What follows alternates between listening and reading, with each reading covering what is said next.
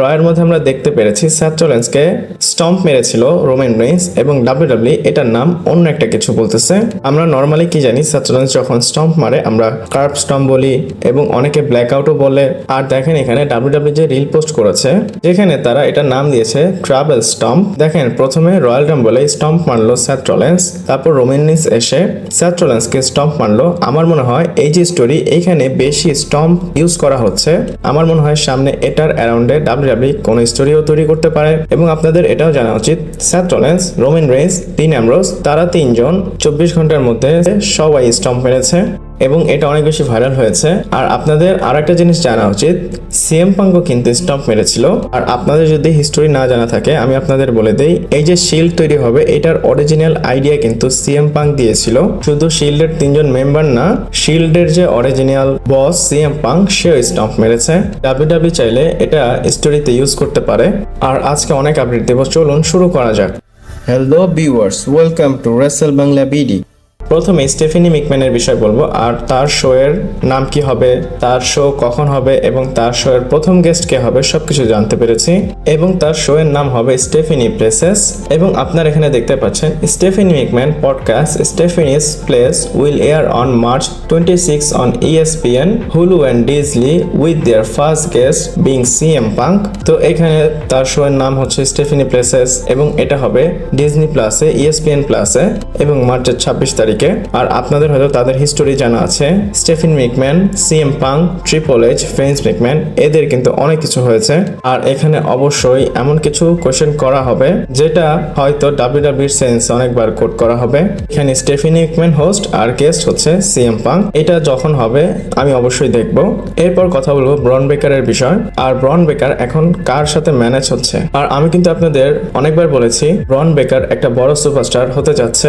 আর ব্রন বেকার হচ্ছে পল হেমেন গায়। ব্যাকস্টেজে যাই কিছু হয় ব্রন বেকারের সবকিছু পল হেমেন করে। আর এখানে আপনারা টুইট দেখতে পাচ্ছেন ট্রিপল এইচ নিজেই রিভিল করেছে, লেখা আছে triple H reveal that Paul Heyman is working with Bron Breakker backstage. I have Heyman spend a lot of time with him to help develop him with his promos, to help develop his character, to help push him in a direction. Then Paul talks to me and talks to the writer about where do we want to take that, and then he is the conduit for where we want to go to that talent। এখানে বলা হচ্ছে triple H বলতেছে যে খুব ভালোভাবে ব্যাকস্টেজে পল হেমেন ব্রন বেকারকে নিয়ে কাজ করতেছে, যেমন তার প্রোমোর মধ্যে, তারপর রেসলিং এর মধ্যে, সে ভিতরে কি করবে বাইরে কি করবে সবকিছু নিয়েই পল হেমেন কাজ করতেছে। ডাব্লিউডাব্লিউ রিলেটেড যা আছে একদম প্যাকেজে পল হেমেন কাজ করতেছে। আর এমনটা পল হেমেন আগেও করেছে, আমরা কিন্তু এনএক্সটিতে তার সাথে একটা ভিডিও দেখেছিলাম এবং তখন কিন্তু এটা মনে হয়েছিল সামনে গিয়ে ব্রন বেকার পল হেমেন গায়ে হবে। আর আমার পল হেমেন এবং ব্রন বেকারের থেকে ভালো এক্সপেকটেশন আছে, আশা করি সামনে গিয়ে তারা খুব ভালো কাজ করবে। আর আপনাদের কেমনটা কমেন্ট করে জানাবেন। এরপর কথা বলবো অ্যালেক্সা ব্লেসের বিষয়। আর রেসেলমেনিয়ার জন্য অ্যালেক্সা ব্লেসকে নিয়ে ডাব্লিউডাব্লিউ একটা ম্যাসিভ প্ল্যান করেছে। আপনারা এখানে টুইট দেখতে পাচ্ছেন, per Wrestle Post there is major angle plan for Alexa Bliss at WrestleMania which will be tied to the Wyatt Sicks in some form or fashion. এখানে বলা হচ্ছে অ্যালেক্সা ব্লেস এবং Wyatt Sicks এর জন্য একটা important story WWE ready করে ফেলেছে। তো রেসেলমেনিয়াতে তাদের কিছু না কিছু একটা হবে। আর আমি এখানে চিন্তা করতেছি হোয়াইট সিক্স এর সাথে কিভাবে জয়েন করবে অ্যালেক্সা ব্লেস। পার্সোনালি আমি চেয়েছিলাম অ্যালেক্সা ব্লেসকে যেন ডাব্লিউডাব্লিউ আলাদা একটা রান দেয়। আর যদি অ্যালেক্সা ব্লেসের কোনো ম্যাচ হয় রেসেলমেনিয়াতে হয়তো হোয়াইট সিক্স এর ইনভলভমেন্টও হতে পারে। এরপর একটা লিস্টের বিষয় বলবো, আর এটা হলো গ্রেটেস্ট ব্ল্যাক রেসলার এভার একটা লিস্ট। এখানে আপনারা টপ 15 লিস্ট দেখতে পাচ্ছেন। আর বিইটি মানে বেট এই লিস্টটা করেছে। নাম্বার 1-এ তারা রেখেছে বুকার টিকে, নাম্বার 2-তে আছে রক, নাম্বার 3-তে কোফি কিংস্টন, নাম্বার 4-এ মার্ক হেনরি, নাম্বার 5-এ সাশা ব্যাংকস অথবা মার্সিডিজ মোরে, 6-এ আছে জ্যাঙ্কা ডগ, 7-এ আছে রন সিমন্স, 8-এ আছে ববি ল্যাশলি, 9-এ বিয়াঙ্কা ব্লেয়ার, 10-এ আছে ডিভন ডাডলি, 11-এ আছে বিগি, 12-এ আছে জ্যাকলিন, 13-এ আছে নিওমি, 14-এ আছে শেলটন বেঞ্জামিন এবং 15-এ আছে জ্যাজ। বুকাটি নাম্বার 1-এ আছে, এটা ভালো বাট আমি মনে করি নাম্বার 1-এ রকেট থাকা উচিত ছিল।